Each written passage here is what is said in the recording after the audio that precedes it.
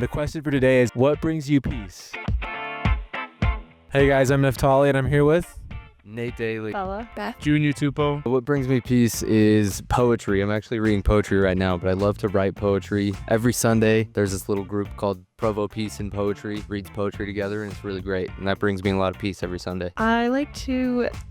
It's pretty basic, but I like to go take a walk out in nature, listen to some nice music, and yeah. What's a good song you listen to? Can I give you an album? Yeah. There's an album, it's called Keep Me On Your Mind, See You Free by Bonnie Light Horseman. There's this folk group. That's the vibe for those walks. I really like exercising, being able to spend the time to work on myself. I think for me, something that brings me peace is just like being in nature, going outside, hiking, and things like that.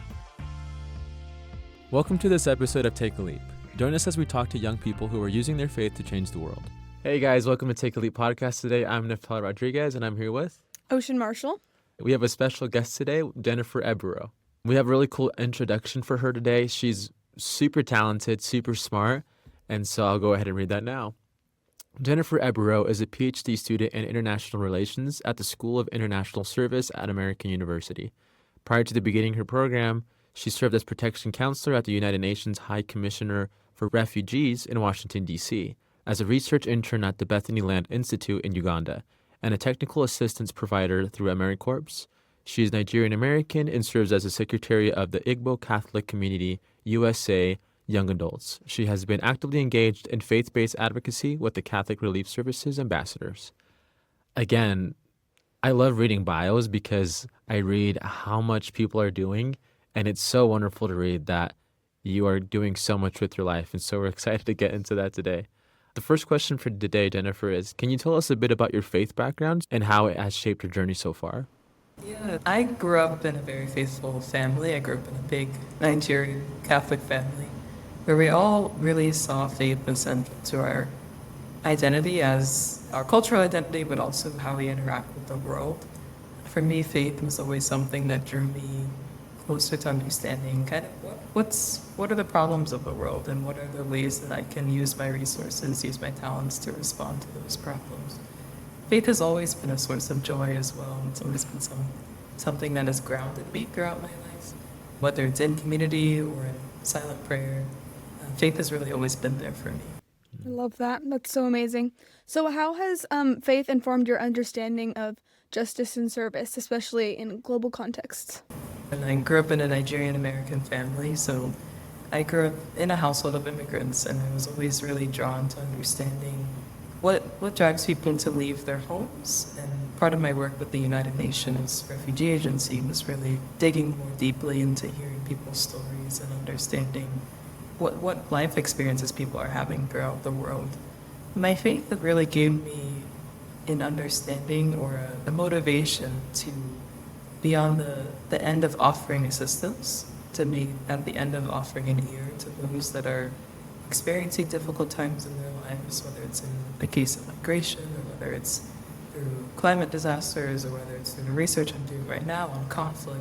Faith has really always oriented me to be someone that asks, how can I help and how can I seek to understand what people are experiencing in their lives? I'm a bit curious into what guided you to do what you're doing now. You know, I feel like there's so many options on the table, but we're curious on what motivated you to choose what you're doing as a young person today. It came from a place of a lot of self-reflection, and I think as a PhD student, I was drawn to the idea of being able to ponder and ask more questions and really seek answers to things that drive instability, whether it's climate instability or migration instability. Really, as a PhD student, my job is to ask questions and to seek answers. And I do that by speaking with organizations I've previously worked with, like the Bethany Land Institute in Uganda. While I was there, I was working with young people who are learning about sustainable agriculture, but also learning how to encounter the problems they're facing in their societies, whether that relates to environment, whether that relates to economics or not. As a PhD student, I get to ask them a lot of questions and really see what are their perspectives, what are their reflections on the work that they're doing. And then I get to step back, and as I'm writing papers and articles and thinking through projects, I get to step back and say, how can I connect these experiences on the ground with maybe greater questions or greater funding opportunities or other areas of support. And that's really what drew me to this program, is the flexibility to ask questions, but also kind of seek solutions in a collaborative way. That's so cool. Do you have any spiritual practices that inspired you on your journey of global service and academic work? I'm definitely a meditative soul. I'm someone that I just need silence and prayer to really ground me in my day. Every day for most of my life, if not the past few years, I start the morning with just reflective prayer. I'm usually sitting with a piece of scripture. Oh, yeah, almost always with a piece of scripture, just reflecting what it's saying to me and what it might be encouraging me to do or to reflect on in my life.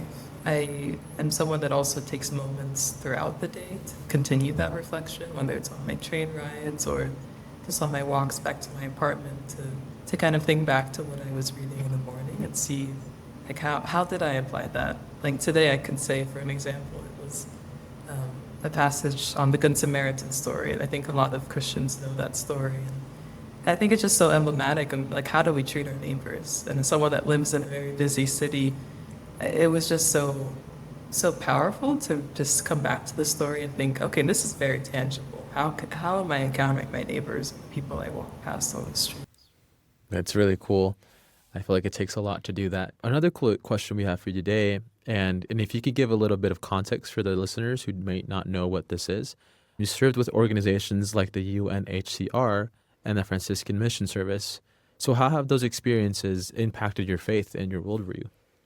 Yeah, I love that question because I tend to have to struggle to explain these experiences because I served at both organizations simultaneously. And so Franciscan Mission Service is a Catholic nonprofit organization based in Washington, D.C.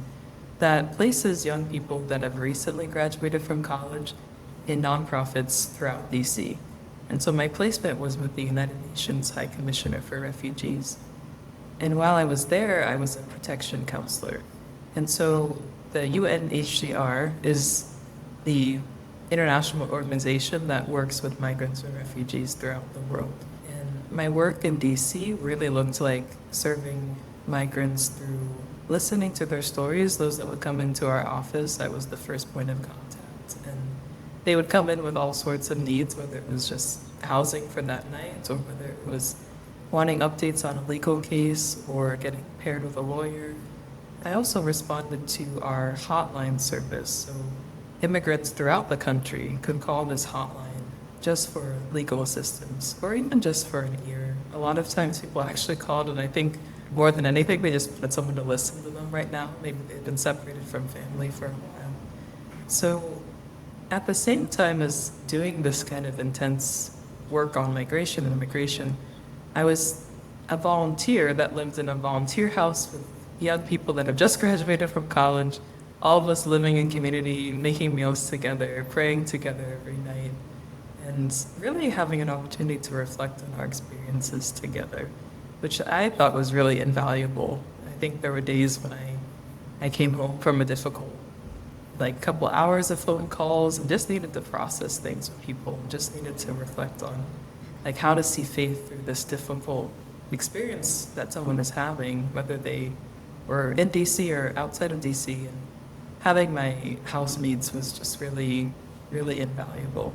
I guess to follow that question, how does it feel to be in that role of, as someone, I'm imagining you're going through your own things, right? Your own personal trials. How does it feel to be in that role where you have to be the listener? I think as someone that I would hope to say that I'm a good listener, or I try to be, it was a bit natural to fall into that position. I genuinely have a desire to just listen and understand where people are coming from. But I think especially in cases where I was listening to stories that are just so challenging at the end of the day, and experiences that sometimes I would reach my limits at how I could help.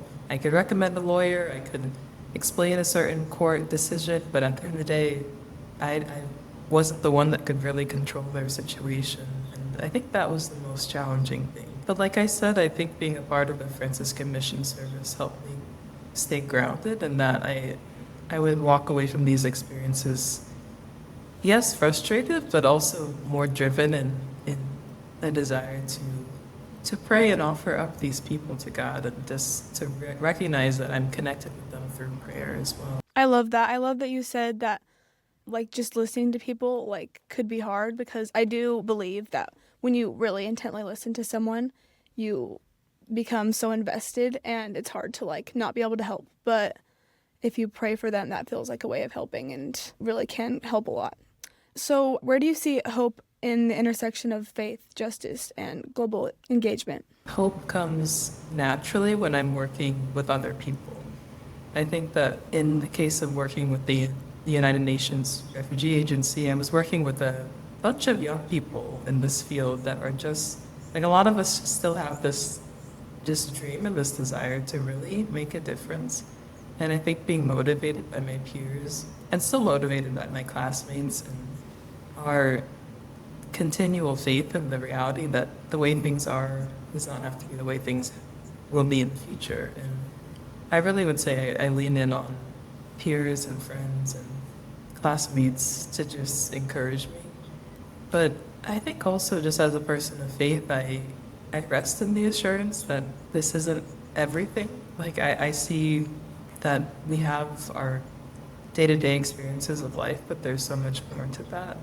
And I also believe that through suffering, through challenge, we can also encounter God. So I think just remembering those two things, community and also knowing that God is with us in our struggles, in our suffering, in our injustices, really motivates me. I feel like a lot of people lack that motivation, especially when we're so driven. We want to accomplish so many things. I feel like being in that state of constant listening to so many things and hard trials of people, it kind of brings us down. But as you said, friends, faith, even hobbies allow us to just keep going and keep that momentum. I would also say, especially when I was working at the UN, I think a lot of hope came from the same people that were sharing the difficult stories. And I remember a lot of them would end by saying, at the end of the day, just thank you. Thank you for listening, or God bless you. And I would always sit back and wonder, I did not think, I didn't really do anything. But just seeing their hope and their continued persistence was really motivating as well. Yeah, but that's so beautiful, right? There's like a sense of community of people of different faiths and different backgrounds, all trying to accomplish one thing, even if that's just getting through one day. That's already such a mission. Kind of steering in a different direction. How has your study of environmental sciences shaped your theological or ethical perspectives on care for creation? So, yeah, apart from my work in immigration, I went to school for environmental science. I spent 4 years studying it and then worked at an agricultural organization in Uganda and also in AmeriCorps domestically here. And I would definitely say faith is what drew me into studying environmental science in a very simple way. As a freshman in college, I was able to go on a spring break trip. And during that trip, we were able to encounter just the reality of environmental degradation and climate change as it was happening in Uganda. And during that trip, I was also able to read documents by Pope Francis, who has recently passed, but was the leader of the Roman Catholic Church. And he wrote this letter that's called Laudato Si. It was addressed to the whole world, and it was on care for creation. And he really emphasized what was already known or already established teaching within the Catholic Church, that we are to care for creation. But he made a global appeal to everyone, outside of faith, but especially those of Catholic upbringing, to take it more seriously. And I think reading that document while I was in Uganda and also physically and visually encountering these realities made me come back home after that experience and just reflect more on things that were already drawing me to that. I grew up with a garden in my backyard. I grew up listening and hearing about the realities of climate change, but not so much realizing how I could respond to God's love for the world by also caring for the world. I think making that connection and realizing that all around us is a gift, and we have the obligation to care for it, to steward it. And I think having that very clear connection in my head was really what cemented my studies in environmental science and continues to drive me today to understand how we can better care for the environment in a way that also uplifts human beings, in a way that respects the dignity of those that are most affected by climate change and most affected by environmental instability. Do you have any advice that you would give to young adults trying to discern between career paths and callings rooted in service or justice? Yeah, I would say do not expect a very straight path. I think that I would not imagine I would be in the position I'm in right now. I was never planning to do a PhD. If you asked me 2 years ago, I would not have said I would be in a PhD program. I might have said, oh, I might be at Peace Corps, I might be in law school. It was just a process of reflecting and understanding that I had a lot of questions, and that a PhD program would give me the space to really research and understand and seek out answers to those questions. So I would fundamentally say, do not expect a straight path, but I would also say, listen to those who know you and know your desires and your talents as well. I would say that what led me to this program was actually one day sitting outside with my sister and her kind of making me reflect on understanding things that I was desiring, the questions I was having, but to hear it from someone else who I found trustworthy and reliable and who knew me just really cemented that this is a good decision as well. So I think having people to echo back things to you, and fundamentally also prayer. I think if you can take time in silence, whether it's on a walk or whether it's in church or whether it's in your dorm room, just taking silence and maybe journaling or just taking time to reflect and really discern what you would like to see yourself doing, whether that's even if you can't really concretely fit that in a box of a grad degree or a service program, but just taking that time to maybe start sketching out the picture and then wait for the rest of the portrait to kind of take its own shape. I feel like I needed to pay for that advice. Going back to Uganda, I'm just so curious. It's such a unique experience. I feel like so little people can say that they've gone there, especially to have done service. So my question is, do you have a specific story, maybe something you saw, something you heard that dramatically impacted your life that you'd like to share? Yeah, and I almost hesitate to say I was doing service in Uganda because I think I walked away with so much more than I gave. As far as an experience, I think that the moments of cultural celebrations, I was able to celebrate Easter while I was there. And I'm someone that I love to be involved and I love to just accompany people. One of my friends there, she was able to invite me to their Good Friday service, and I got to see how they traditionally celebrated Good Friday there. And what they did is that they have an interfaith celebration. So it was Catholics and Protestants together celebrating Good Friday, having a 7-mile walk through different villages. And people would add and join on. Those that started at mile 1 were not always those that finished mile 7, but we had a ton of people that just joined us on the way.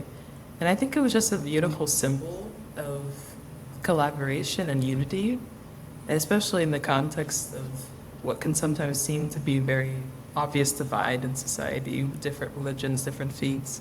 But I think on that day, which is such an important day for a lot of Christians, they were intentionally trying to just take a moment to unite and to use it as an opportunity to be together. And that was just very striking for me. It wasn't related to any of the research I was doing or any of the service I was doing, but it was just a way to really learn about what is driving the community I'm within. What are their values? How do they see faith? How do they see each other? And to really participate in that was really moving for me. That sounds like such an amazing experience. As we wrap up, we just wanted to ask, how can young people of faith respond to the environmental and social crises of our time? It's a hard question. I'm always an advocate of self-knowledge and learning. So it would be easy to follow or to do something if we felt justified in doing it. And the way to feel justified in doing something is to learn about the issue and to learn about the reality. So I would suggest being curious and maybe asking more questions and in your coursework, if it ever touches on those issues, like asking professors, like, I would like to learn more about the realities of how environmental change might be impacting my studies. And I think it impacts so many things, whether ranging from physics to political science, as well as being grounded in your community. In a lot of places, there are local movements, local advocacy groups that seek to make more aware among the public, among their communities, these issues. So I think tapping into any organizations that are local, learning from them, hearing about the work that they're doing, and also being willing to be a voice that challenges maybe the traditional ways of looking at these ideas. And if it's a very new idea to you and it might seem very politicized or one-sided, being willing to challenge it as well, and to grow with the group, and to be challenged in your views as well, and to grow, so it could be a mutual opportunity for growth and knowledge. Thank you for listening. If you like this episode, share it with your friends and family. And follow us on Instagram and TikTok and YouTube at Take a Leap Pod. I'm Neftali Rodriguez, and our production team includes James Sturdivant, Aaliyah Alexander, Heidi Hansen, and Osher Morton.